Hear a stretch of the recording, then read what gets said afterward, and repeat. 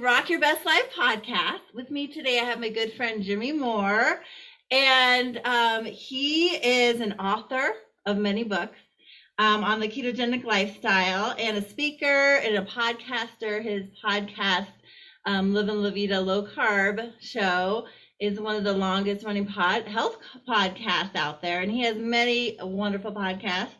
And you know, if you're in the low carb keto space, then you know exactly who this amazing man is. Welcome to the show, Jimmy. Hey, I'm rocking my best life, so I'm in the right place, I think. Yes, you are, and you have helped me rock my best life for many years now. Awesome. I have truly learned a lot from all the wonderful people you've interviewed, doctors, scientists, and a lot of your like N=1 experiments, and just your amazing journey. So it's an honor to have you here. Hey, it's always fun to be on this side of the microphone because I interview so many people and I just love the dynamic of conversation. So it's fun to kind of be the one being interviewed. And plus I get to see other people and what they do. So I'm excited to see your interviewing style and how we have fun here today. So yeah, rock on. Yes, I believe that we can all rock our best lives, you know, if we just have the tools, and you are somebody that gives a lot of people a lot of amazing tools, you know. Like, you know, you've really introduced me to a lot of different biohacking stuff that I've kind of tinkered with lately. Yep. But first of all, tell us, you know, you have many books like Keto Clarity and Cholesterol Clarity, and yes, there's some of them right there. Yes. Oh, the fasting. Yes. And yeah, I have listened to your voice many times on those audiobooks. Yes. And I love it. Here, so you got moment of clarity quote, Dr. William Davis. That was my favorite thing. I was like, wow, that's interesting. That's different. That definitely makes you like think. We tried to change things up a little bit. You know, I'm not a traditionalist when it comes to doing anything. I have 4 podcasts a week. I like to write books, but in a different way than other people write books. So yeah, life's too boring to just fit a cookie cutter lifestyle. That's how I live my best life. I do it Jimmy's way. And I'm really impressed by what a hardworking man you are. I mean, you put out so many podcast episodes just a week, and then you're always on Instagram Lives interviewing people, and then all these books. So how did you start this? You know, what led you to doing what you do now? I went back inside in 2004. So before an iPhone, before there was social media, I actually read a book all about carb, and I got this book for Christmas 2003, and I had done all the weird things, the low fat, the dexatrim, the slim fast, you name it, I did everything, and would have a modicum of success, but then as you know, that doesn't last long. And so I embraced this low carb lifestyle. I did end up losing 180 pounds in that year. I was 410 at the beginning, and so lost 180 pounds. And that catapulted me to getting noticed by the Atkins company because I did it with their diet. So they featured me on the front of their website, and people were writing me around the world, Rose, and going, who are you? Where are you? Where's your book? Where's your blog? Blah, blah, blah. And I'm like, well, you people leave me alone. Like I knew I had a passion after having that big of a transformation, and I knew how to write. I was an English double major, political science English in college. And so I had lots of writing skill, and was writing on another website when the other website said, hey, dude, go write about your low carb thing on a blog. And I didn't know what a blog was. This is 2005. And they said, oh, you just rant kind of on a thing, just kind of make it like a journal entry. I'm like, okay, that's kind of cool. So I started doing all of that. And a year later, this guy says, I love your writing style, but if you talk half as good as you write, you need to be a podcaster. So what was my question, Rosa? What was a podcast? Because that was there at that point. Like Joe Rogan didn't even exist yet. Rob Wolf, none of the people that you know now, very famously, were even in the game at that point. So I started the Livin' La Vida Low Carb Show. It was one of the very first health podcasts. You literally had to log into a computer get onto iTunes, type in some keyword search. Hopefully they typed in low carb or health, and they found my show, and that's how they listen. So I tell everybody, I'm glad it worked out that way, because the first like 300 episodes of the Livin' La Vida Low Carb show, I got practice when nobody was, so that when people started getting iPhones a couple years later and podcasts started becoming a thing, I was already pretty good at that. Yeah, no, I've enjoyed all of your podcasts. And I learned a lot from you, from your style of interviewing people too. And that's kind of what I try to implement, I guess. Yeah. Hey, look, it's evolved over the years. I used to come on, this is my little spiel at the beginning. Welcome back to the Livin' La Vida Low Carb Show with Jimmy Moore. And today we have Rosa here. It was just so formulaic. And yeah, I did that so many years. Well, and because I think I've been listening probably since, like 2017 or so. That was really when I started to research the ketogenic, lifestyle, and kind of discovered that's what I had been doing for the last couple years. I didn't know, But just on this healing journey, I kind of saw how your introduction changed a little bit just over the last few years. Yeah. So I got real kind of casual at the beginning. Now I just come on, hey, what's going on, guys, today? Yeah. So it's a little more loose, and I picked that up from listening to people like Joe Rogan, who just content, and like he's got the biggest podcast in the world. And so mimicry is a form of flattery, they say. And plus it fits my personality anyway, because I'm not a formal guy. I'm very loosey-goosey. I'm silly by design. I that's just who I am. And I'd make no apologies for it. So it's a better format where you can just be you. Yeah, and I really think people can relate to that, because it's kind of like you're sitting down with your friend or your brother, or your best friend, and we're just talking.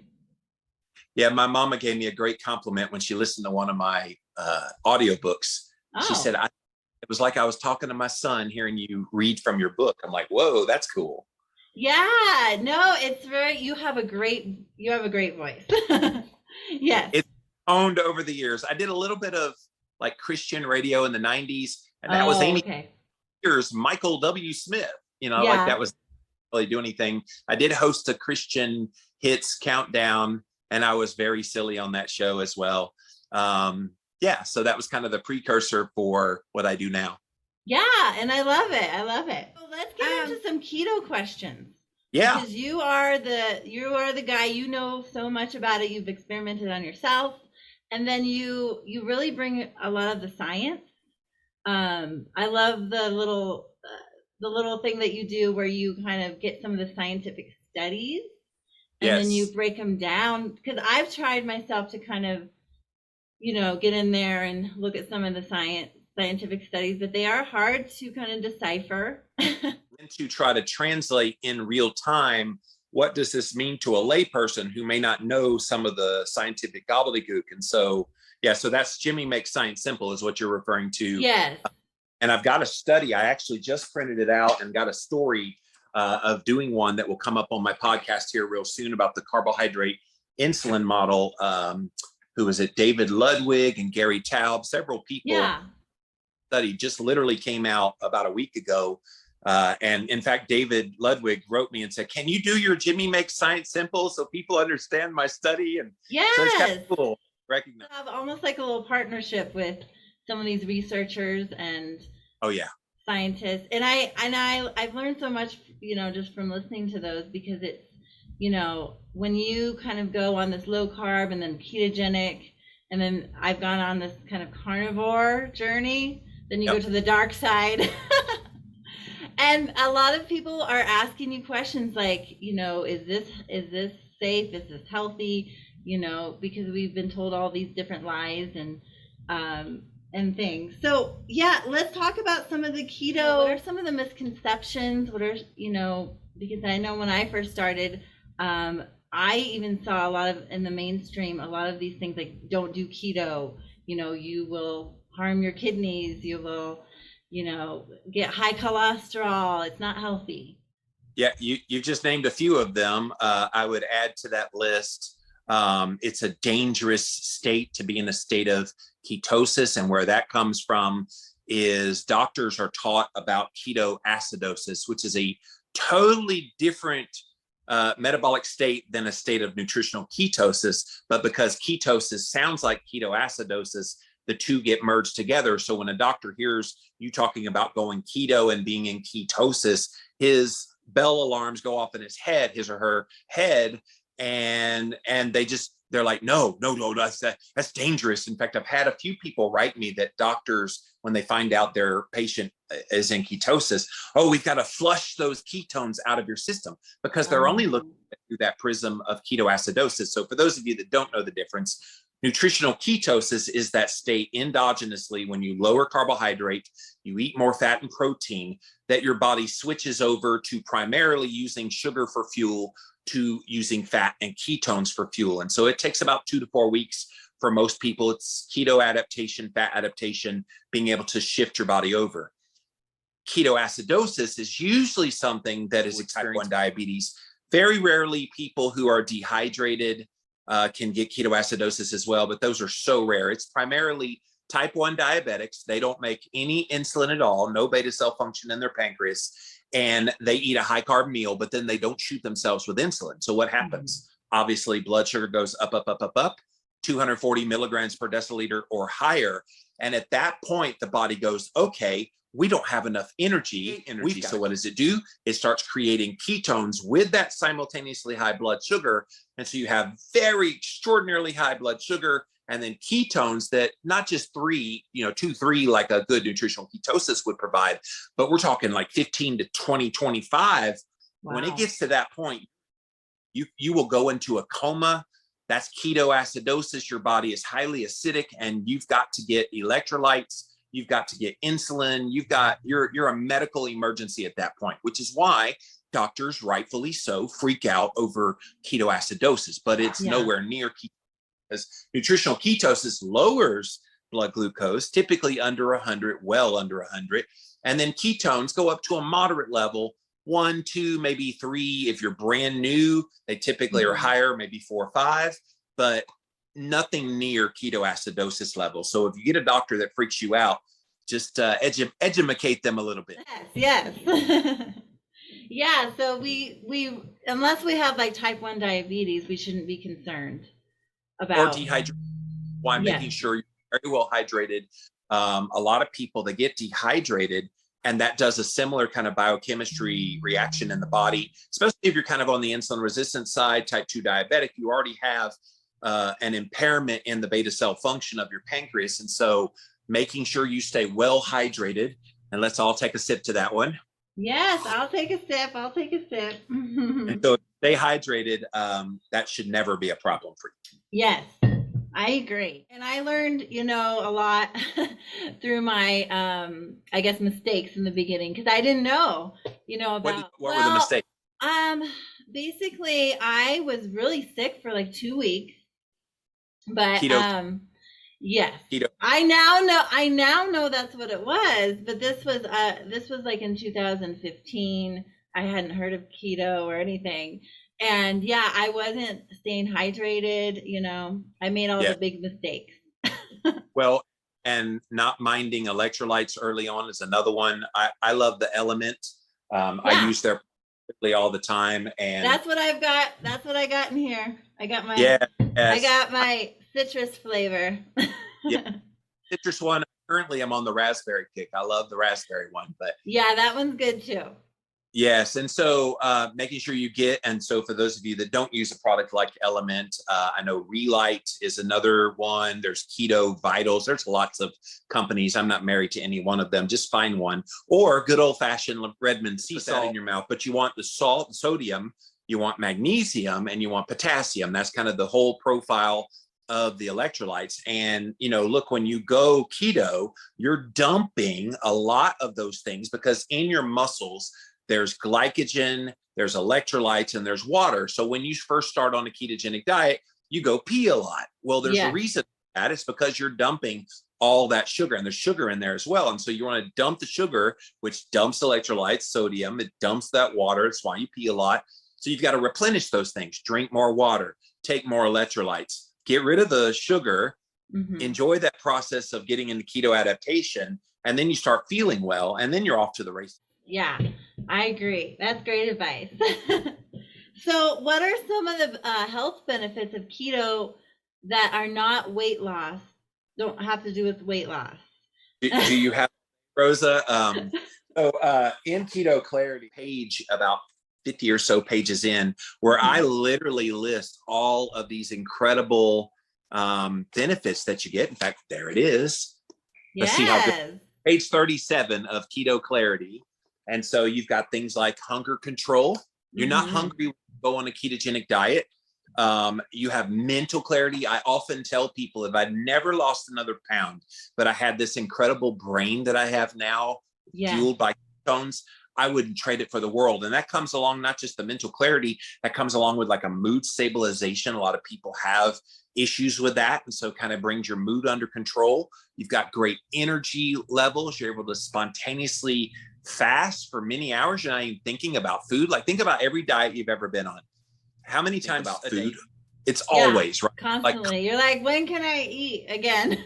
Yes. And so you have happiness and general well-being. You lower inflammation, you lower blood sugar, you lower insulin levels. Like, I literally could go on for hours talking about all these amazing benefits, but more than anything, just know you're fueling your body properly. I like what Dr. Ken Berry says. It's the proper human diet. This is the way we were meant to be fueled, not all the crappy garbage that's out there on the barren shelves at the store. That's the only good thing about the barren shelves right now. People can't buy as crappy garbage as they used to.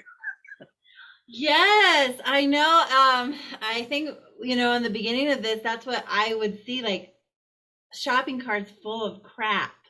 And I'm like, you don't need that. Especially at Costco and Sam's Club, you see those people get those jumbo things of candy. And like, chips. Okay, they're getting all the things that they think that if they had to go underground right now, they need all that. They need this. They need their sugar, Well, and look how they market it. There's so many marketing terms that they put on it, but they say, oh, look, it's what you can give you affordable food. I don't even like to call those things food. They're more like food like disease agents is what I call them. Food is something that doesn't need all of that red dye and powders put on it to make it highly palatable. And then look, when you eat those things, you have to eat more and more and more. Like, I remember back in my crap days, I was eating, oh my gosh, just so many grams of carbs a day, upwards of like 15 to 1600 grams of carbs a day. Wow. Guzzling Coca-Cola, eating chips, having Little Debbie snack, you name it. I was eating all of it, plus fast food. It was just, it's so easy to eat that and then be hungry an hour later. Whereas if I have a ribeye steak, I'm satiated for hours on end after eating that ribeye steak. That was the thing that clicked for me in the beginning. When I started, it was really when I started incorporating more fat and more protein, because that was one of the mistakes I did make. I had taken all the carbs out, but I was still eating like a lot of vegetables, a lot of salads, I didn't know what to eat. I was like, well, what do I eat? Pervasive in our society, we have general beliefs about food that no matter what diet or whatever we go on, we bring those beliefs. We don't know why we think fruits and vegetables are great. We really don't. Why is that? Because when I started eating more meat and more fat, a lot of people were like, well, that's not the healthiest, you really should be eating all these fruits and vegetables. Well, look at how they have vilified, especially red meat. Oh, all that saturated raise your cholesterol. And then you kind of dig deeper at these claims. Okay, it raises my cholesterol. And like, high cholesterol is not an enemy in your health. In fact, the healthiest people on earth traditionally have always had high, not low cholesterol. If you have low cholesterol, you start having cognitive issues. If you have low cholesterol, you're actually a sitting duck. Cholesterol, one of its functions, by the way, is to lower inflammation in the body. And so if you lower cholesterol, think of the cholesterol like firefighters, and then in your body, inflammation is like a fire. So when there's a fire in the body, the firefighters show up at the scene of the crime to try to put the fire out. Well, if you lower the amount of firefighters and you've got lots of fires in the body, what happens? Those fires are going to consume you. This is why you have in one study, I put it in Cholesterol Clarity, one study, they did an examination of people that came into an ER, and they had angina, chest pains, they had a heart attack, stroke, something, cardiovascular. Half of them, Rosa, half had what normal cholesterol, under 200. A lot of them were taking statin medications to artificially lower it. And that doesn't save you, because cholesterol is the problem. It's the inflammation. So we want to eat in a way that lowers inflammation. We're not worried about cholesterol. We're trying to lower inflammation, which is why a ketogenic diet, a real food diet, a carnivore diet, these are all anti-inflammatory diets with the purpose of putting out those fires and not worrying about the firefighters. Yes, preach it. I know, my father, he had what you were just describing. And we couldn't figure it, the doctors couldn't figure it out because his cholesterol was normal. And then he went in, like, he almost died. He had a 90% blockage. And he went in to, the hospital he was a full-blown heart attack going on. And then he had to have a triple bypass and all this stuff. And then, of course, they prescribed the statin after the fact, even though he didn't have high cholesterol. Because my dad went through this when he was 48, and then another one at 50, and then he had quintuple heart bypass surgery at 54.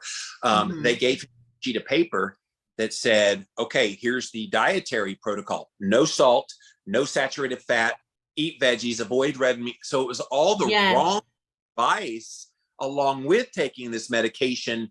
And the reason the statin drugs work, by the way, they do work. They lower inflammation, but so does an anti-inflammatory diet. Getting rid of the seed oils and the carbs primarily are the ways to do that. But then they get rid of the good LDL. There is good LDL cholesterol. It's called, it's the pattern cholesterol. It's the large, fluffy kind. What you don't want is the pattern B. Well, when you take a statin drug, when you take vegetable oils, it does lower cholesterol, but at the expense of the good, leaving behind the bad, and then oxidizing those small, dense LDL, making them even more what's called atherogenic, ability to give you a heart attack. So yeah, it's a shame we've been bamboozled like this into believing that health can be found in a pill. No, health is found from within.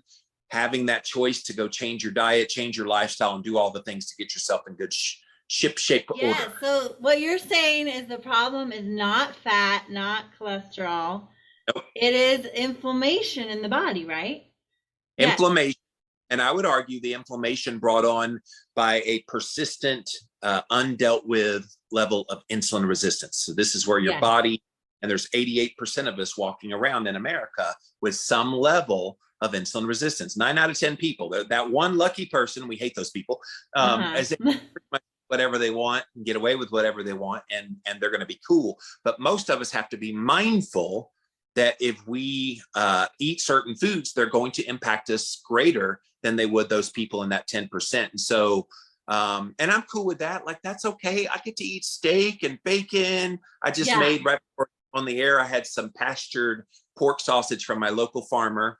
And I made like a little stroganoff type of thing. So I put some mozzarella cheese. Oh yeah, I've heard you talk about that stroganoff. And oh, it's delicious. And then I didn't finish it all, so I scraped it off to my chickens in the backyard. They love it. So. Oh, okay, that's cool. Yes, you're so lucky you have chickens. That's awesome. Yeah. 13 backyard chickens. This time of year, they start to slow down production, but during the summer, those 13 give me probably about 7 or 8 eggs a day. So it's cool. Wow, that's awesome. Yeah. If somebody wants to start the ketogenic diet, because, I know I kind of did it like, mine was for like health reasons. I had a lot of inflammation, I had a lot of digestive issues. So I went into it and I had a lot of yeast overgrowth in my body, all that stuff. So I removed everything and just like went gung ho. I was trying to take out sugar and carbs. So what's a gentler way that maybe somebody could start a ketogenic diet and not, just go about it so drastically, I guess? I think there's 2 schools of thought there. I guess it depends on the personality of the person. If they're an all or nothing kind of person, go full bore, like let it all hang out, get rid of sugar, get rid of starch, grains, do it and do it like with all the vigor that your body allows you to do. There's other people that need that titration down. I've talked to people on my podcast about that, practitioners that work with patients, and they say, hey, you've got to kind of read the patient to see what they're really do. If they're like all or nothing, let's get this going. Because look, when the faster you go with it, the quicker results you will see. So if you cut out sugar, starch, grains, kind of all the things early on, you're going to see quicker results. You're going to feel better, and I think about in hindsight, back in 2004, January 1st, the day before, I had like 1,600 grams of carbs. Wow. And then I went to 20 on the Atkins diet. Yeah. Rosa, that hurt. Yeah, I would think so. I mean, how did I called out going, and I was so miserable. So for somebody like that, I would write it down, maybe 100 grams of carbs like a day for a bit, just to kind of get it down, because it was ungodly high amount of carbs. Good idea to kind of read your patient, or like I do health coaching, so read the person I'm coaching. I always kind of do that. I give them a little questionnaire. Yes. To see, okay, what are you eating right now? Yes. And even like, I think, okay, I was on 16 cans of Coca-Cola when I started. Wow. Just saying, okay, let's make it half of that for the first week. And you only have 8, and I'll even give you wiggle room. Have 8 more diet version of whatever soda you want with those 8, and just slowly work them down. Like, I do think pulling off the Band-Aid for some people is smart. That's really how I am. I kind of go overboard. I'm an extremist, so I have to just like, especially, with sugar. And I mean, I'm a, recovering alcoholic. And so I get addicted to things. Yes. I can get addicted to fruit, and you know that about yourself, Rosa. And so that helps you, it helps guide you as to what would work best for you. So on a case-by-case basis with your clients, you're going to determine what's best, but let them know the quicker we get you from point A to point B where I need you to be, the better it's going to be for you. And sometimes that's the impetus for them to go, all right, well, I don't want to pissant my way all the way down. I want to just get there. Let's get into fasting a little bit, because you wrote a book about fasting with Jason Fung. Yes, that's the book. I listened to that one on audio too. And I read that one too. It was funny because I asked Jason, I said, you want to read any? He said, no, that's your job. No, go ahead. Yeah. You take the reins on this one. Yeah. Yeah. I mean, he's got to recognize. I actually, when I was kind of researching fasting, I listened to a lot of his talks first. And I was like, well, there's a lot of, because I'd heard about people doing like, 2 or 3 days. And I thought, wow, what is the,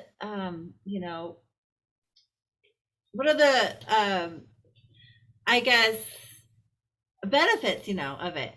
And so he explained all of the science, and that really helped me. Yeah, definitely, guys, go look up on YouTube about diabetes, because in there he talks about it's not this progressive disease that we've been made out to be, and where fasting and a ketogenic approach can kind of help with that. So he's got some gold mine content. And so I'm the kind of person though, like I want to know, because I want to know like why is my body reacting this way, and why is one thing work and one thing doesn't. And so I kind of started slow, because I for a long time, even when I did go a little more ketogenic, low carb, I had issues with like hypoglycemia. Like most of my life, I was told at a very young age, like 12, and this is bad advice from a doctor, I was told I need to eat every 2 hours, and I was told I needed sugar.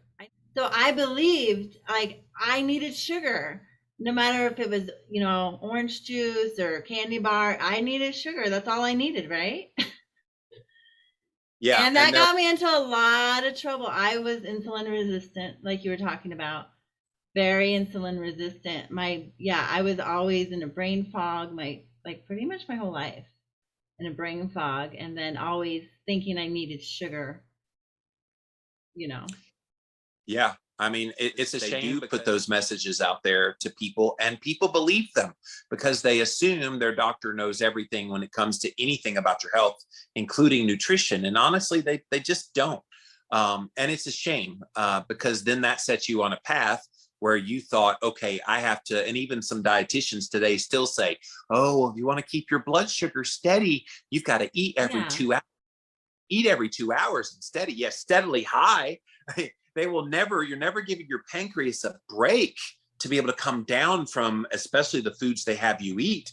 You're going to stay glucose all the time, but they don't give credence to high blood sugar. And they don't I don't know if they realize like the damage they are doing to people. Right. Because like for me, I think it was around age 36 is when I had these issues with, like, all of a sudden I felt like I was allergic to sugar because the way my body was reacting. I was, having all these weird health things. And I was like, I don't know what's wrong with me. I think I'm allergic to sugar, but I wasn't diabetic or anything, but I was having these reactions. Well, look, I think back to when I was having all those cans of Coca-Cola and all the crap I was eating back in the day. And I would have a lot of gastrointestinal stuff. Like, how do you eat that many grams of carbs and not? But I never thought of it as it was the carbs doing it, the sugar doing it. I was just like, okay, you get the shits when you eat this kind of food. Like, it's yeah.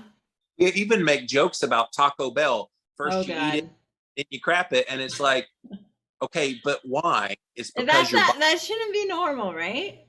Well, now, in the thinking I have now, obviously none of that was normal, but we like convince ourselves when you have these things, you poop, that's just what you do. And it's like, no, and especially it's not supposed to be that way. And that's why when you get into the game of caring about learning things, then you're like, oh my gosh, look at all those years I just put up with that thinking it was normal, and it was nothing of the sort. Well, yeah, I mean, sometimes I would get to a point where I would always have headaches all the time. Yes. Migraines. And then I would think that I would need sugar or else I would pass out. Like, I would feel like I was going to pass out. Yeah. And that was like, I now know that's kind of like a form of reactive hypoglycemia, I guess. Yes. It's like you're setting yourself up for that. But if you remove all those things, so it was painful at first. So I just started like, in the morning, I was trying to push to not eat breakfast until like 10 and then 11. But at first I was very cranky, very hangry. Once I got through that painful part, I felt a sense of like freedom, because now I didn't need to eat until like noon or, it got later and later. And when you start nourishing yourself well, that comes naturally. I had somebody, I put out a challenge for people to join me with my current challenge that I'm doing. And one lady's like, I want to fast for 16 hours a day. Yeah. And I was, okay, but make sure you're nourishing yourself well when you are eating. And she did say she wanted to eat keto carnivore, which is cool. But even in that context, you could eat keto carnivore and under eat, but then like white knuckle it through that 16-hour fast. And it just won't work. It's why you've got to eat when you're going to feast, you feast, but when you fast. And it's something that I think our diet culture, again, we don't want to eat too much. So subliminally in our head, that's too much food. Whereas when you're eating and nourishing yourself well, you want to eat well so you can fast for 16, 18, even 24 hours. Yes. And actually, once I started doing more and more with it, actually, you put out a challenge. I think it was a couple years ago. I want to say maybe 2019, where you were challenging people to do like a 7-day water fast. Yeah. Yes. And then I saw that a few times. I was like, well, I don't know if I can do it, but I really wanted to try because a lot of, I still had, a lot of lingering digestive issues at that time. I really wanted to heal some of my digestive issues. And so I just jumped in and I watched all your videos. You would go live and you were doing your salt, the the Redmond's real salt. So I got me some of that, and I would take Yeah. shots. I would take shots with you. Yes. But yeah, and I didn't know if I can do it, but what happened is it was hard maybe the first 2 days. But I Yes. knew that I just needed to do my salt, and that made me feel a lot better, and drink my water. And I got Yes. through it. And I did 7 days, and actually it got easier. Yeah. I found I didn't even want food at a certain Yeah, point. even it's so weird. Like the deeper you get into it, and I've done some 21-day fasts. I did an 18-day one earlier this year. It started with a 7-day guided fast, like the one you joined a couple of years ago. And then I felt so good, Rosa. I'm like, why would I stop? I feel great. So I kept going. I was trying to get to 21 days. I made it to 18. So I was happy with. Actually, I was trying to make it to 40 days because I wanted to do the Jesus fast leading up to Easter. So I was trying to go. I'd never gone more than days in a row. So I thought, okay, let's give it a go. But I had a lot of stress in my life at the time. It was just really bad timing. And I don't think you need to go that long of fasting. It was just more curiosity on my part. I think you get most of the benefits by doing at least 3 days, but 5 to 7 days, I think, is that sweet spot of fasting. Yeah. Fasting, I mean, salt water. That's it. You can do all these other things, but my experience tells me that the bone broth and some of these other things, they stoke hunger. And like yourself, just salt water and then watch how well you do. And then when you do a 5 to 7 day fast, you can do another one in a few weeks. Whereas if you do a like 18-day fast, 21-day fast, something like that, you've got to wait a few months because you got to let your body recuperate. Yes. I believe that, like you said, like feasting and fasting, we need to, when we eat, we gotta eat. You gotta eat. And then when we fast, we gotta fast. So I've seen, and it gets kind of confusing because I do see like a lot of these different fasts where people are advocating for like drinking coffee or eating bone broth, or like an egg fast, or a fat fast. But in my opinion, that's not like a true fast. What would you say? No, absolutely. In fact, when Dr. Atkins was the one that came up with the fat fast, and it's 200 calorie, basically fat bombs is what they are. And you'd have, 4 or 5 200 calorie fat bombs in a day. And that was supposed to get you into ketosis. And it does, but it's not a fast. Same with the egg fast. With the egg fast back in 2000. Oh, did you? Oh, okay. Yeah. I've never tried it because I'm afraid, this may not happen, but I'm afraid like I will just not want to eat eggs. And I love eggs. Well, my original protocol in the fat fast, this is like 2007 or 8 when I came up with this. It was just an N=1. I didn't know it was going to become this phenomenon that people would want to try. But eggs, cooked in butter. If you wanted some cheese, you could put cheese on top, but have as many as you want to satiety. It was kind of the precursor to learning about ketosis. So I think the reason I could during the 30 days of just eating eggs was I was in ketosis, like really deep ketosis. And so I didn't get tired of them per se, but it's probably not good to eat the exact same food every day for a period of time. You can develop sensitivities to foods that you eat often. And so that's why rotating foods if you can. But look, I'm just as much of a keep it simple and keep the meals similar kind of person as anybody. So I love my ground beef, I love sausage, I love egg, and so I have them very often, but I don't try to have them day after day after day. Yes, I love eggs too, but sometimes I was going a little overboard with them, and then I would notice like I would get a little bloated or something. Yeah. And look, so I thought, well, maybe I should back off a little. I had a food sensitivity test. This was about 8 or 9 years ago, where I tested like what was I sensitive to. And at that time I was having a lot of eggs, and it came back like 5 times off the charts high for both the yolk and the white. Oh, wow. I would have just eaten the yolk and been happy, but it was both. And the person that analyzed it said, oh, you must eat a lot of eggs. I'm like, yeah, they're one of the staples of my diet. They're like, not anymore. And I was like, oh no. I off of them totally. at that point, I had 30 something backyard chickens and they were pooping out a bunch of eggs every single day. I'm like, oh my gosh, I can't have any of these. For 6 months, I went without. Oh no, I would have a heart attack. Slowly added them back in. Yeah. And I eat eggs maybe once every 3 days, and I think I'm cool. Yes. They're just so, I mean, I really think they're the perfect food, Well, they're the perfect keto or carnivore food. They got the perfect ratio of fat and protein that you want. They're delicious. You can use them in even like recipes that you would make. So yeah, I mean, they're so versatile. Yeah, because they really helped me a lot. I came up with these different like tortillas to make. I had to get creative because even, for me, I just had a lot of food sensitivities. Yes. And with my digestive stuff. So I tried all these different like keto wraps, coconut flour, all these different things. And they cause issues. Like I can't have any of it really. So I came up with just mixing some eggs together and putting a little like, seasonings in there. And then I just make my little tortillas. I do something similar. I bought a waffle maker. I've never had a waffle maker in my life, but I bought one of those little miniature waffle makers, and I'll do the same thing. I'll have egg and some cheese and do the whole chocolate thing. And that's a creative way to make eggs. Have you tried Lady Carnivory's slutty eggs yet? Have you done it that way? Yes. I tried those a while back, and then I fell in love with those. I mean, they do take a little more time because you're supposed to do it real slow.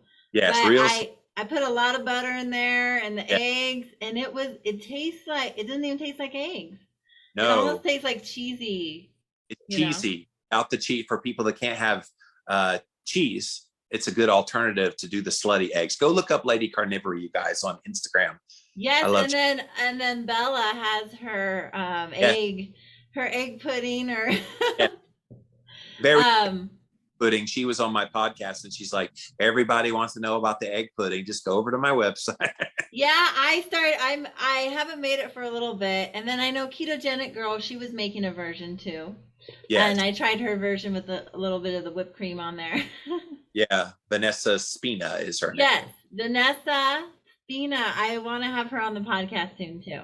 Yeah. I know she's a busy lady. She just had a baby and Yeah, she's been a longtime friend of mine. I've seen her at a few of the keto, like KetoCon and different conferences. But yeah, darling of a woman. And yeah, now mama. I know. She's amazing. I've been listening to her since the beginning too. So it's like you and her were my staples. Awesome. Yeah. So let's get into a little bit about you. About a couple years ago, you took a sabbatical. That was prompted because of, you were just stressed and you were just going hard, and it was affecting some things.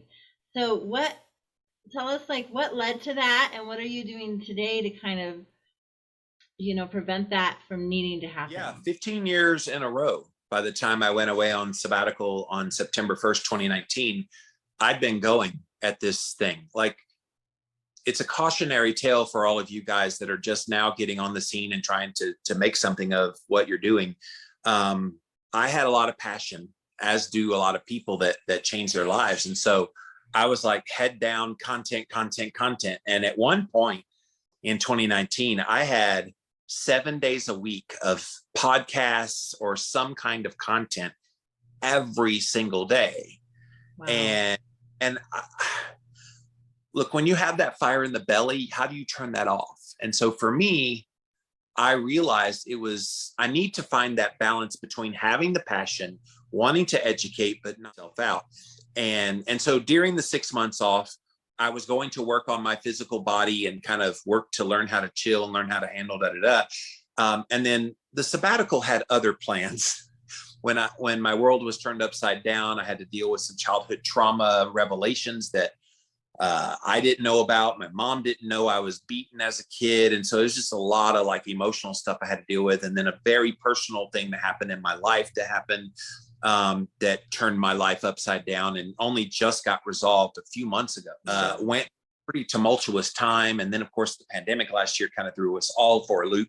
So all the shit we were already dealing with, then you add the pandemic on top of it, it made it tough. And so going away taught me that I was hiding a lot of my emotional pain in my personal life with my work. My work became my drug. My work became my new form of carbohydrate. I was working to run away from things I needed to deal with. So if you got stuff, guys, like, and you don't even realize you got stuff, go away for a week. Just, if you can, just unplug, get away, and watch how you feel. All that stuff will bubble up to the surface. And Rosa, it was a godsend for me, because I would still be 7 days a week. I would probably be dead, if I'm being honest. I would have run myself into the ground trying to cover the pain with the work. And it's not a fun place to be. I know it's not a fun thing to talk about, but this is real life. Like this is where I got to. And so when I came back from sabbatical, a lot of things had changed. I started getting into more mindset types of things. I started talking openly about my childhood trauma, because I felt like, okay, well, if I dealt with this, there's a lot of other people dealing with it. And so how is it helping me today? I now have better perspective. I know why I worked so hard 2 years ago. I still work hard. Yes, I have 4 podcasts a week now. Only 4, Rosa. Better than 7. It's only 4 now. I know. There was a time I can't even list all the podcasts you had, but I was listening to them all. Yeah, you had a podcast with a doctor and another doctor, and Yep. Did a Keto Hacking MD podcast, which on the Keto Talk with Dr. Will Cole. Yes. I love those podcasts, by the way, too. Yeah, and so did I. But again, it was covering up pain that had I just taken a little bit of time in my life to deal with those things, I would have been in a better position. So yes, of us that are more known online, we have shit in our lives that we have to deal with too. So and this shit can kill you, literally kill you, because we all hold on to trauma in our body, and that causes the disease and the dysfunction, and it just presents itself differently for everybody. Yeah. So I'm on the other side of a lot of the kind of mental journey of dealing with all of that. So I think I'm in a good mindset now. Now I'm working on the physical part, which is why I started this Sabbatical to 50 thing, which as of the recording of this, I'm right at the halfway mark of the 100-day journey. But it's 100 days just to kind of be public about it. But it's not going to end at the end of 100 days. I'm going to keep going. I'm already thinking of like things I can add to it. But that's what I'm doing. Like I stay proactive about my health. Even though the weight on the body is not where I want it to be, I'm in a good mental place. I'm in a good physical, like the physical health markers are all really good despite the weight. And I'm trying to also speak up for the common person that struggles, and they're doing all the right things and they've gone through all of this and they're frustrated with all that. Well, just eat carnivore and all your weight, and like that doesn't help people. No. If I could the face of how hard it is for some people, then I'm happy to be that. Well, yeah. And I think, I mean, you've kind of answered questions I was just going to ask you. But, you know, that's a big thing that I get from people that ask, you know, about they've been doing keto for a little bit. And at first they lost like 5-10 pounds or whatever. And then they're doing it for a while, and they're just plateaued. They haven't lost any weight. Right. And what do you say to somebody like that? Like, how do you keep them motivated, or tell them, you know what, you should just keep going with this, seeing those results? So great question. And I have a series of things. It's about to get real, guys. So hey, hold on. It's going to get real on the Rock and Rosa. So I need you to scale that you step on and take a sledgehammer to it, because the scale is what I like to refer to, Rosa, as the lying liar that lies, because it doesn't give you the whole picture.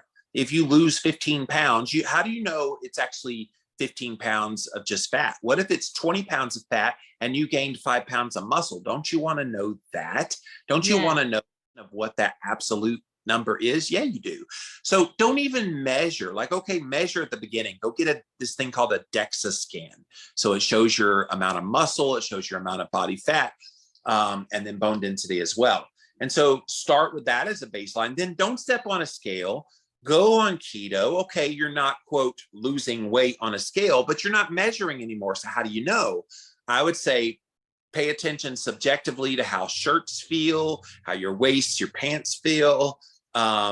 Just look for those subjective measures. But maybe let's just say you do all those subjective measures, nothing's changing, and you're eating keto or carnivore. Maybe you're one of those special people that needs to do more. So what I'm doing right now in my protocol, it's not just carnivore on odd days. On the even days, I'm fasting for at least 24 hours. So every other day doing a 24-hour fast, and eating carnivore on the days that I do eat.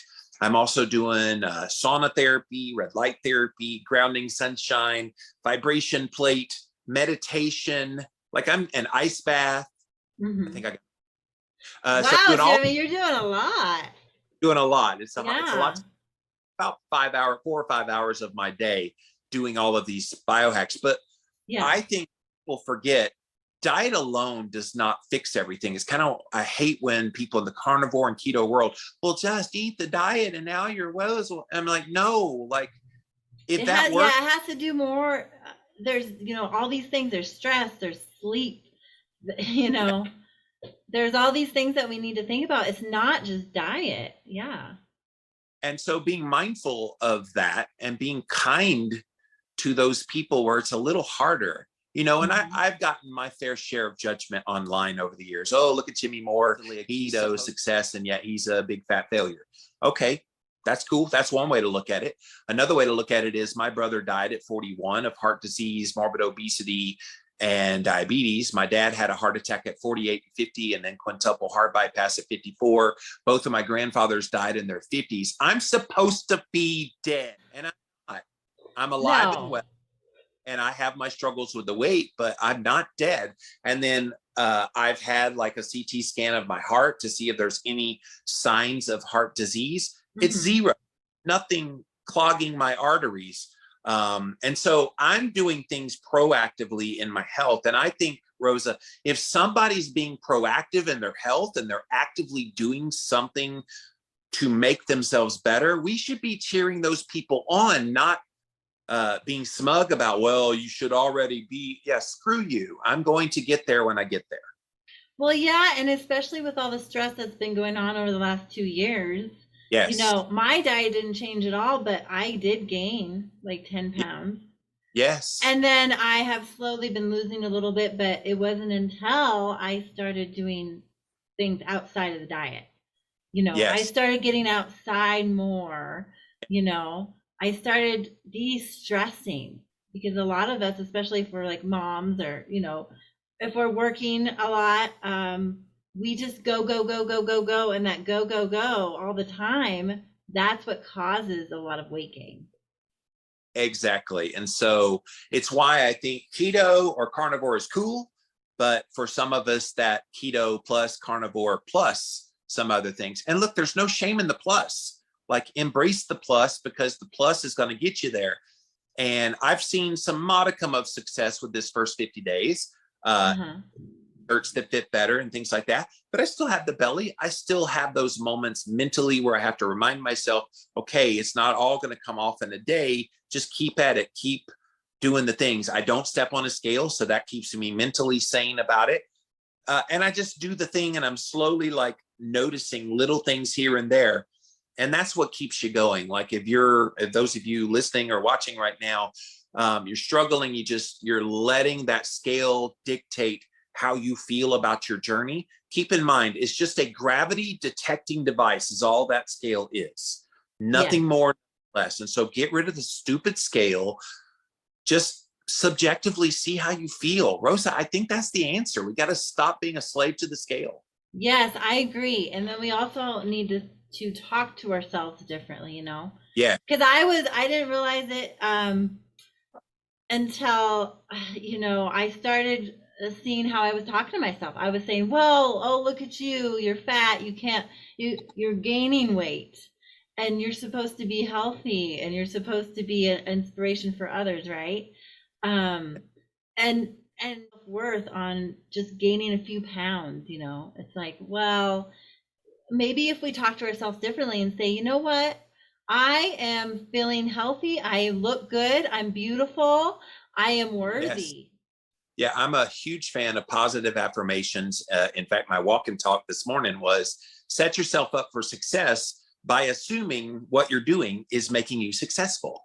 Yeah. Because if you go into it with the mindset of, "Ugh, here's another diet, this one's going to fail like all the others," guess what happens? You're going to fail. And it's like, it's Yeah. not a shock when that happens. Your mindset is everything. And I get it. Not everybody's gung ho like you and me. We're pretty high energy type A personalities, but Yeah. you don't need the high energy. You just need the belief in yourself up here. So plug into people like Rosa, plug into people like me, because we will infuse that into you. At least that's what I try to do in my work. And I know you do it wonderfully in your work.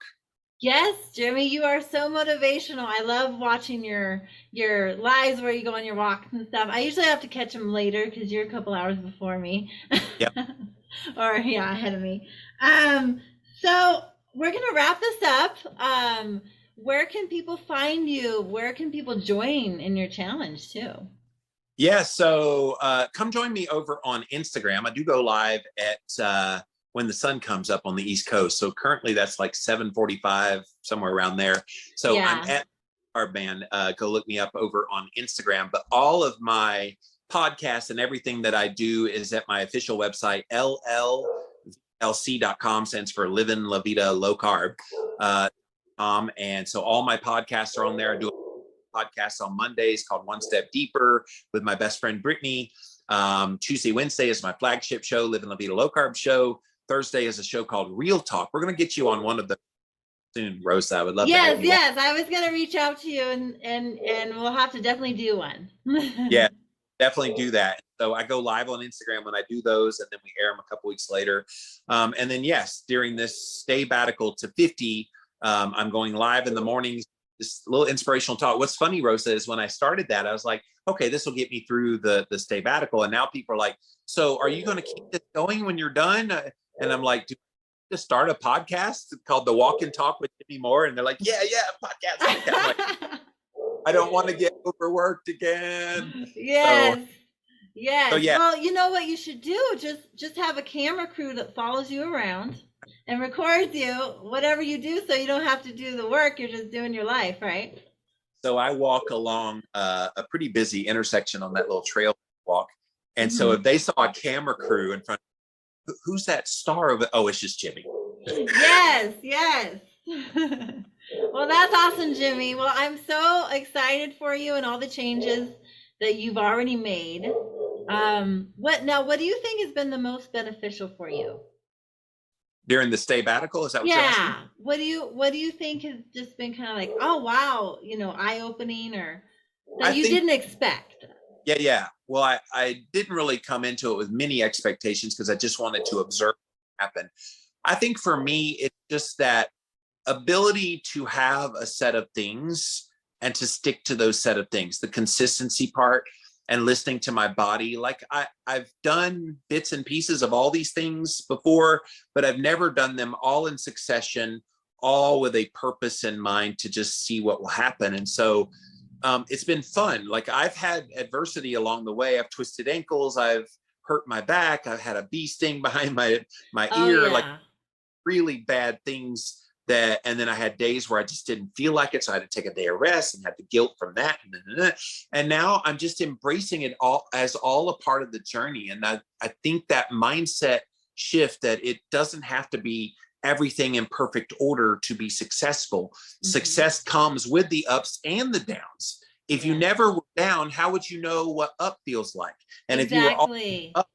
up would always feel normal, so you wouldn't feel any special from it. So I embrace the downs because that makes the ups all the better. It does. I love that. I love to end it on that. Embracing the ups and downs. Yes, Yes. embrace the.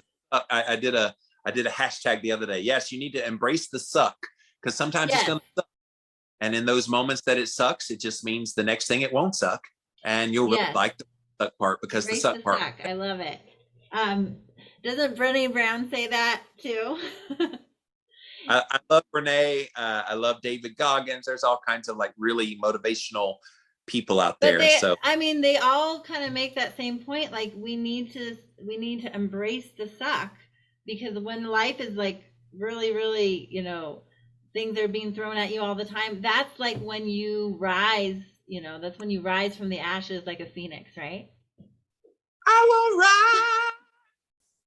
Yeah. Sing it, Jimmy, sing it.